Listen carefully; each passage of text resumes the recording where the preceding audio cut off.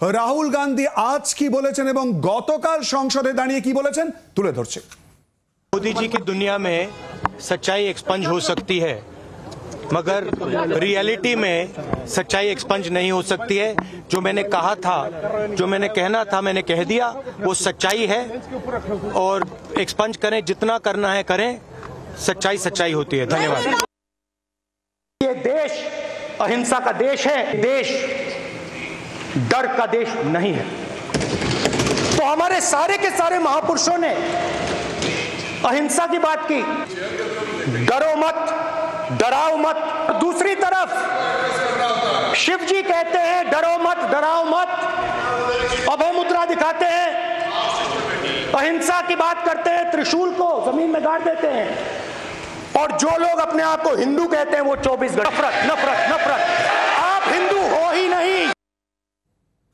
আর এই নিয়ে সরাসরি আমরা আলোচনায় এই মুহূর্তে ঢুকে যাব। শুভময় মৈত্র আমাদের সঙ্গে রয়েছেন। শুভময় দা, রাহুল গান্ধীর এই বক্তব্য থেকে এই মুহূর্তে শক্তিশালী বিরোধী সেই বার্তা দেওয়ারে কি মূলত চেষ্টা?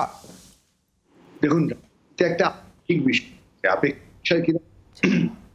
14 যে নির্বাচন বিজেপি যখন জিতলো তখন কংগ্রেস 50-এর একটু ওপরে আসন পেল। 2019-এ বিজেপি আরো ভালো ফল করলো, কংগ্রেস আরো একটু কমে গেল। ফলে আপেক্ষিকভাবে 2014 থেকে শুরু করে 2019 পর্যন্ত কিন্তু ক্রমাগত কংগ্রেস ভালোভাবে আসন পায়নি। এবার কিন্তু যে লোকসভা নির্বাচনটা হলো 2024-এ, তাতে কংগ্রেসের আসন অনেকটা বাড়লো। এই জায়গায় দাঁড়িয়ে আপেক্ষিকভাবে যদিও বিজেপি অনেক বেশি আসন পেয়েছে, কিন্তু গোটা দেশে এমন একটা ধারণা তৈরি হয়েছে যে বিরোধীরা ভীষণ শক্তিশালী হয়ে উঠছে এবং দুর্দান্ত ফল করেছে।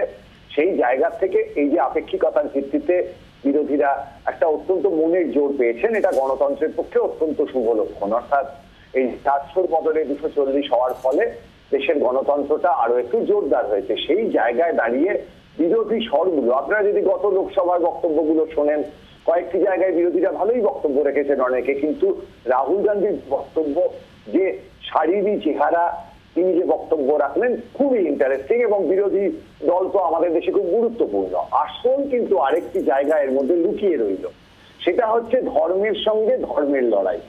আমরা তো বারবারই বলি যে ধর্ম যেমন মানুষকে ধারণ করে আমাদের পক্ষে খুব ভালো বিষয়, একই রকম পৃথিবীতে সবচেয়ে বেশি মৃত্যুর কারণ ধর্ম। আজকে উত্তরপ্রদেশে ঘটেছে, আপনারা নিশ্চয়ই জানেন। ফলে সেই ধর্মের জায়গায় রামের সঙ্গে লড়াইতে তিনি নামিয়ে দিলেন শিবকে। কোন যুক্তি উনি আরো যে যুক্তিগুলো দিলেন না, দিতে পারতেন যে রাম সীতার সঙ্গে যে ধরনের ব্যবহার করেছেন, উল্টো দিকে বলতে পারতেন যে নারী স্বাধীনতার লক্ষ্যে মা কালী শিবের বুকের ওপর পা দিয়ে দাঁড়িয়েছেন। অর্থাৎ তিনি আরো বেশি ইন্টারপ্রিটেশন করতে পারতেন, তত অব্দি যাননি। কিন্তু মোটের ওপর ধর্মকে ধর্ম দিয়ে রুখতে চেয়েছেন এবং এই জায়গাটা খুব ভালোভাবে বিচার করতে হবে যে বিরোধিতার জন্য দেশের গণতন্ত্রকে অতিক্রম করে ধর্মের বদলে যদি ধর্মের সাহায্য নিতে হয়, মানুষের রুচি রুচির কথা যদি না বলতে পারা হয়, তাহলে কিন্তু সঠিক রাজনীতিতে তিনি থাকছেন না কতটা অন্যদিকে সরে যাচ্ছেন, এই বিশ্লেষণও আসছে। ফলে মোটের ওপর কিন্তু বিজেপির যে ধর্মীয় রাষ্ট্রবাদ সেটা এক জায়গায় জয়ী হলো, কোথায় না ধর্মের আলোচনায়। অন্যদিকে রাষ্ট্রবাদের জায়গাটি অতটা জোর পেল না, কারণ বিরোধীরা বেশি আসন পেয়েছে, বিরোধী দলনেতা জোর দিয়ে কথা বলছে। আমার মনে হয় আমরা এটুকুই আপাতত যেটা বুঝতে পারছি লোকসভায় বিরোধী দলনেতার বক্তব্য থেকে।